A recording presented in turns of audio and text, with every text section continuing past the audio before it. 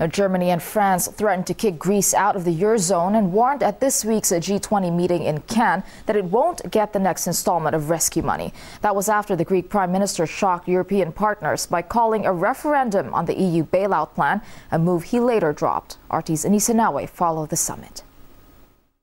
The ever-changing Greek drama took center stage in Cannes for the G20. Lead hero host Nicolas Sarkozy, protecting what he calls the beating heart of Europe till the end.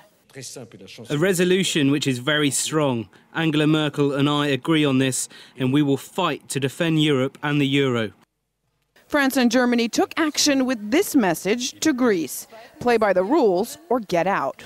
The Greek Prime Minister made a cameo appearance in Cannes, returned to Athens, and cancelled an improv referendum that would have more or less allowed the public to decide if they stay or if they go when it comes to the euro. Perish the thought that they should actually be allowed to decide whether they want these things. Euro leaders say it is up to Greece. Greece is an independent country, and I just want to say they are perfectly free.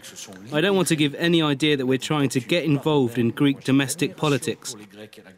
But France has given some exactly that idea. Greece is no longer an independent country. It has been for a while. The conversation is always on what we need to do to satisfy our creditors' demands, and our creditors are the people who are going to determine whether we survive or don't survive. And the so-called backbone of the Eurozone could be trying to save its backside, with a statement from Sarkozy that those who break deficit rules should be punished, some with sanctions, even if he is breaking the same rules back home in France. They're running a budget deficit above and beyond what the rules of Maastricht provide for. The real irony with that is that the French banks are so desperate for some sort of a bailout, and if they didn't get one for Greece, for example, they could potentially go under. And could be playing a major role in the fight to save the euro.